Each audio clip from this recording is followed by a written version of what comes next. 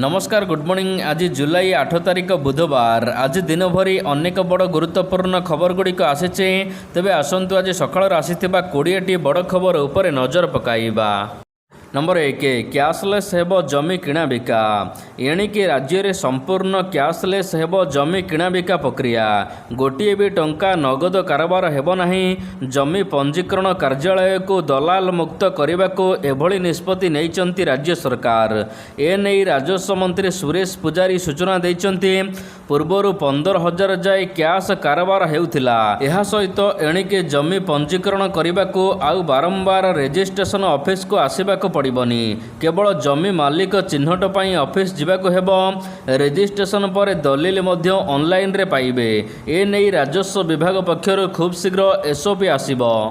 Number 2 शिशु बाटिका पाई 7,000 शिक्षक भर्ती हेबे। सोशल मीडिया रे भाइराल हेउचे मिछ खबर। शिशु बाटिका शिक्षक नियुक्ति संबंधी विज्ञप्ति सोशल मीडिया रे घुरी बुलुचे। अर्थ विभाग पक्षर एहाको मंजूर करा जायथिबा सोशल मीडिया रे कहा जायचे, किंतु एहा संपूर्ण जाल अटे। उक्त जाल पत्र रे कहा जायचे कि राज्य रे थिबा 7,234 टी शिशु बाटिका पाई 7,000 शिक्षक नियुक्ति करा जिवो। जेउथरे प्रति शिक्षक मानकर मासिक दरमा 26,200 टंका रहिबो। अर्थ विभाग एहाको अनुमोदन करिथिबा कहा जायचे। मात्र अर्थ विभाग मना करि दैछि कि एभली कोनोसी प्रस्ताव अनुमोदन करा जाई नाही। नंबर 3 12 रे आउ एक घूर्णिबलय पुणी बढ़िबो वर्षा। राज्य में मंगलवार ठार वर्षा सामान्य कमिचे। केउंटी केमिति असराई वर्षा हेउचे। तेबे आसंता 12 तारिख रे उत्तर ओडिशा उपरे एक घूर्णिबलय हेबो। एहार प्रभाव रे पुणी वर्षा बढ़िबार संभावना अछि। भारतीय पाणीपाग विभाग तरफ एने सूचना दिया जाइए। आज रहिबो पाग सुखिला। उपकूल ओडिशा दक्षिण ओडिशार पाग सुखिला रहिबो। बालेश्वर भद्रक जाजपुर ढेंकानाल कटक केन्द्रापड़ा जगतसिंहपुर खोर्धा पुरी नयागढ़ गंजाम गजपति रायगड़ा कोरापुट एवं मालकानगिरी जिले में आज कौनसी सतर्क सूचना नहीं वर्षा पाई। नंबर 4 अणछात्र विरोध में हेब कार्यानुष्ठान। ब्यानर काढ़ा को नहीं रमादेवी महिला विश्वविद्यालय रे गंडगोल होइथिला।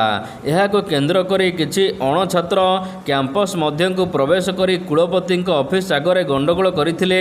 एही घटना रे 12 जन अणछात्र विरोध में दृढ़ कार्यानुष्ठान नियाजिबो बोली कुलपति कहिसंती। कुलपति कहवा अनुसार गतकाली दुई गोष्ठी मध्य विवाद होइथिला एवं आमे समाधान करिथिलु। नंबर 5 कड़ाकड़ी हेबो एथर गाड़ी चेकिंग। खाली फाइन नुहे गाड़ी मध्य जबत हेबो। सड़क दुर्घटना ह्रास तथा समस्त सड़क व्यवहारकारी को सुरक्षा को दृष्टि रखी वाणिज्य और परिवहन मंत्री विभूति भूषण जेना निर्देश क्रमे सारा राज्य में सड़क सुरक्षा नियम उल्लंघनकारी विरुद्ध में दृढ़ कार्यानुष्ठान नियाजिबो। तेबे नियम उल्लंघनकारी और सड़क सुरक्षा नियम पालिबा को नहीं गुरुतर त्रुटि करुथिबा गाड़ी मानक उपरे अंकुश लगाइबाकू गाड़ी को मध्य जबत करा जिवो। एभली गाड़ी को केवल जोरिमाना लागू करा जिवो नाही, गाड़ी जबत करा जाई कार्यानुष्ठान नियाजिवो बोली कहा जायछि। नंबर 6 पुरी को गड़ब 1100 ट्रेन। रथयात्रा पाई स्वतंत्र व्यवस्था। पुरी को चलिबो 1100 ट्रेन, जेउथरे 300 टी स्पेशल ट्रेन सहित 800 टी रथयात्रा स्पेशल ट्रेन पुरी को गड़ब। यह सहित 30,000 यात्री पाई शौचालय सुविधा, अधिक टिकेट काउंटर सांगकू पुलिस कंट्रोल व्यवस्था मध्य होइथिबा सूचना दैचंती रेल मंत्री अश्विनी वैष्णव। यह सहित खोर्धा बलांगीर नुआ रेल लाइन को मध्य बड़ सूचना दे से कहते आसंता वर्ष नुआ रेल लाइन खोलिबो बोली से कहते। 2027 वर्ष जानुआरी किंबा फेब्रुआरी रे एही खोर्धा बलांगीर रेल लाइन को उद्घाटन करेंगे प्रधानमंत्री। नंबर 7 मैट्रिक सप्लीमेंटारी मूल्यांकन को नहीं बड़ परिवर्तन। आसंता मैट्रिक परीक्षार मूल्यांकन डिजिटल मोड तथा ऑन स्क्रीन भैल्युएसन पाई माध्यमिक शिक्षा परिषद बोर्ड योजना रखिछि। एथिलागी परीक्षामूलक भाव में चलित सप्लीमेंटारी परीक्षा सहित टेस्ट ओपन स्कूल सर्टिफिकेट परीक्षार उत्तर खातागुड़िक डिजिटल भैल्युएसन कराजिबो। डिजिटल भैल्युएसन पाई राज्यर 3टी स्थान रे यथा संबलपुर भुवनेश्वर एवं कटक हेबो बोली बोर्ड पक्षर स्थिर करा जायछि। नंबर 8 रिपोर्टर को नियुक्ति देवाक निर्देश। ओडिशा विधानसभा सचिवालय रिपोर्टर नियुक्ति संक्रांत विज्ञप्ति रद्द करने आदेश को ओडिशा हाईकोर्ट खारज कर देइचंती। एही परिप्रेक्षी में हाईकोर्ट आवेदनकारी को 4 सप्ताह मध्य नियुक्ति देवाक विधानसभा सचिव को निर्देश देइचंती। आवेदनकारी सौरभ राउत एवं विश्वजित बेहेरा पक्षर आगत मामलार शुणाणी करी हाईकोर्ट विचारपति जस्टिस संजय कुमार मिश्र यही राय देइचंती। नंबर 9 बैतरणी नदी में बन्या स्थिति नहीं। बैतरणी नदी में नहीं बन्या स्थिति एने सूचना देइचंती जल संपद सर्वोच्च जंत्री दिलीप राउत। सर्वोच्च जंत्री कहिचंती आखुआपदार मंगलवार दिन 17.7 मीटर जल अच्छे जहाँ विपद संकेत तले अच्छे। जाजपुर में 4टी ରୁ 5ଟି पंचायत रे चाष जमी रे पानी पशिचे।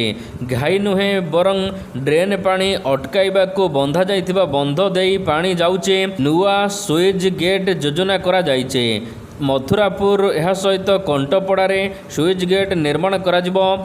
नंबर 10 डिजिटल हब हेबो भुवनेश्वर। भुवनेश्वर रे 1000 कोटी रु अधिक निवेश रे स्थापन हेबो 2टी नुआ डाटा सेंटर।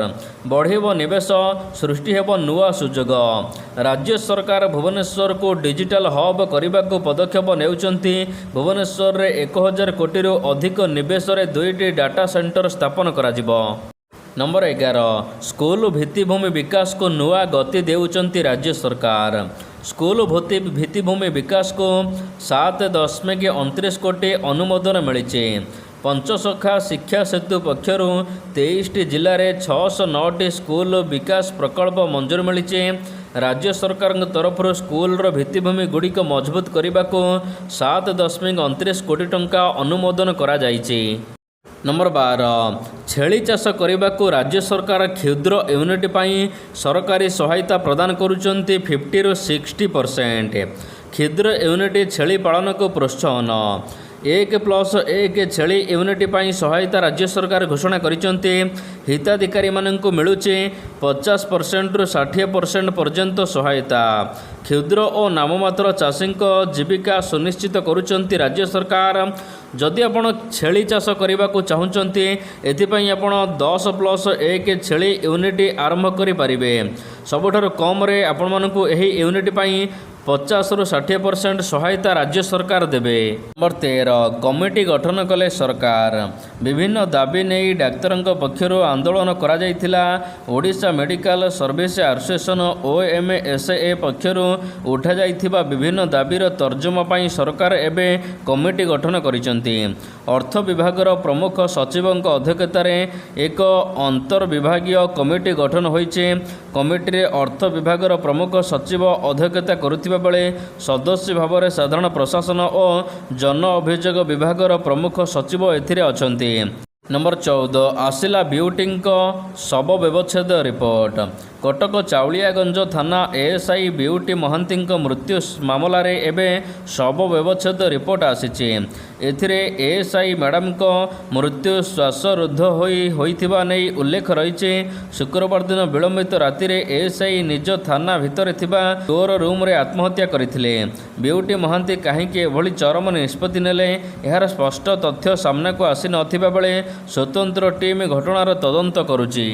नंबर 15 भुवनेश्वर रे हेबो स्काई वॉक। ओडिशा रे प्रथम थर पई स्काई वॉक निर्माण करा जिवो भुवनेश्वर रे। भुवनेश्वर पलाशुणी रसलगढ़ ठारे एही स्काई वॉक निर्माण करा जिवो। एथिरे 450 मीटर लंबा स्काई वॉक पई 18 कोटी 42 लाख टंका व्यय बराद करा जाइछे। तेबे एहार भित्तिप्रस्तर स्थापन करिसंती गतकाली भुवनेश्वर सांसद अपराजिता षडंगी। पलाशुणी और रसलगढ़ को यह जोड़िबा द्वारा बहुमात्रा रे कमिबो ट्रैफिक समस्या। यह सहित आउ 3टी फुट ओभरब्रिज मध्य तैयारी करा जिवो। सेपटे 23 कोटी टंकार 6 लेन विशिष्ट पलाशुणी ओभरब्रिज निर्माण चलीचे। ओभरब्रिज पई 2टी 7-7 मीटर सर्विस रोड मध्य तैयारी करा जिवो। मार्च 2027 सुधा ए सबु सारिबा को लक्ष्य रखा जाइछि। नंबर 16 सबुज बलय सृष्टि रे ओडिशा तृतीय। विश्वव्यापी जलवायु परिवर्तन और विकट ग्रीष्म लहरीर मुकाबिला पाई व्यापक वृक्षरोपण ही एकमात्र दीर्घकालीन समस्यार समाधान। विकास और परिवेश परस्पर विरोधी नुहंती बरं परिपूरक। तेबे एही दूरदर्शी आभिमुख्य सहित वन सुरक्षा और सबुज बलय सृष्टि रे ओडिशा सारा देश में एक अग्रणी राज्य भाव में निजक प्रतिष्ठा कर पारिछि। विगत 2 वर्ष मध्य राज्य में 558 वर्ग किलोमीटर वन और वृक्ष रोपण करा जायछि, जहा फल रे समग्र भारत में ओडिशा गौरव अर्जन कर तृतीय स्थान अधिकार करिछि बोली कपिलेश्वर ठारे आयोजित राज्यस्तरीय 77तम वन महोत्सव में मुख्यमंत्री मोहन चरण माझी प्रकाश करिसेंति। नंबर 17 नवरंगपुर जिला पाई 1471 कोटी टंकार व्यय बराद। नवरंगपुर जिलार 10 ब्लॉक रे जीविका पर्यटन कृषि जलसेचन आनुषंगिक भित्तिभूमि गमनागमन रास्ता रेल एवं विमान दक्षता आदि सामाजिक सुरक्षा आदि 6टी दिगरे 25टी प्रकल्प निमंते 1471 कोटी टंकार योजना प्रस्तुत होइछि बोली जिलापाल डॉक्टर महेश्वर स्वाई सूचना प्रदान करिसेंति। योजना संपर्क में विस्तृत सूचना दे जिलापाल स्वाई कहिसेंति जिलार 10टी ब्लॉक रे बसवास करुथिबा युवक युवती माननकु जीविका पाई 2टी क्षेत्र को चयन करी 35 कोटी टंका व्यय बराद हेबो। नंबर 18 चलीचे इस्कन मनमानी बारंबार विभ्रांत करुचे इस्कन जगन्नाथ परंपरा और तिथि अनुसार रथयात्रा न करी अतिथि आयोजन करुचे स्नान यात्रा। तागिद सत्ते चलित जुलाई मासरे विश्वर एकाधिक देश में एमिति रथयात्रा आयोजन करिछि इस्कन, जहाकु नै गजपति महाराज उद्वेग प्रकाश करिसेंति। जगन्नाथ सांस्कृतिक गवेषक और सेवायत श्रद्धालु इस्कनर एभली परंपरा विरोधी कार्य को बंद करने को दाबी करिसेंति। नंबर 19 सीमेंट एवं स्टील रड पाई एसओपी सीमेंट स्टील दर निर्धारण में चलबनी मनमानी। जिलापालଙ୍କ अध्यक्षतार कमिटी चूड़ांत करिब दर पंचायतराज और पानीय जल विभाग अधीन हेउथिबा उन्नयनमूलक कार्य सीमेंट एवं स्टील दर निर्धारण को नहीं एमिति एक व्यवस्था लागू हेबो। तेबे जिला भित्तिक भावे सीमेंट और स्टील दर चूड़ांत करने को राज्य सरकार स्टैंडर्ड ऑपरेटिंग प्रोसीजर एसओपी जारी करिसेंति। एही व्यवस्था लागू द्वारा दर निर्धारण में स्वच्छता आसवा सहित प्रकल्प कार्यालय विलंब कमिबो। नंबर 20 बढ़िला मधुआंक टेंशन टेंशन बढ़ी कारण पकेट उपरे महंगा माड़ होइछे। एबे बिकी भांगी मद पीबे मधुआ कारण मद बोतल रेट बढ़ाइबा को योजना करिसेंति सरकार। तमिलनाडु रे मदुआ ग्राहकों पाई खराब खबर। राज्य सरकार प्रति बोतल उपरे 10 रु 50 टंका पर्यंत वृद्धि करने को निष्पत्ति नैचंती। सोशल मीडिया रे एनै तमिलनाडु राज्य मार्केटिंग निगम पक्षरु प्रस्ताव दिया जाइछि। नंबर 21 अयोध्या राम मंदिर प्राण प्रतिष्ठार व्यय होइथिबा 124 कोटी टंकार खोलताड़ आरंभ। अयोध्या श्री राम जन्मभूमि मंदिर निर्माण को नहीं आसी बड़ खबर। मंदिर निर्माण एवं विकास कार्य पाई ए पर्यंत केते टंका खर्च होइछि ए संपर्क में आनुष्ठानिक भाव में तथ्य प्रकाश करिछि श्री राम तीर्थभूमि तथा तीर्थक्षेत्र ट्रस्ट।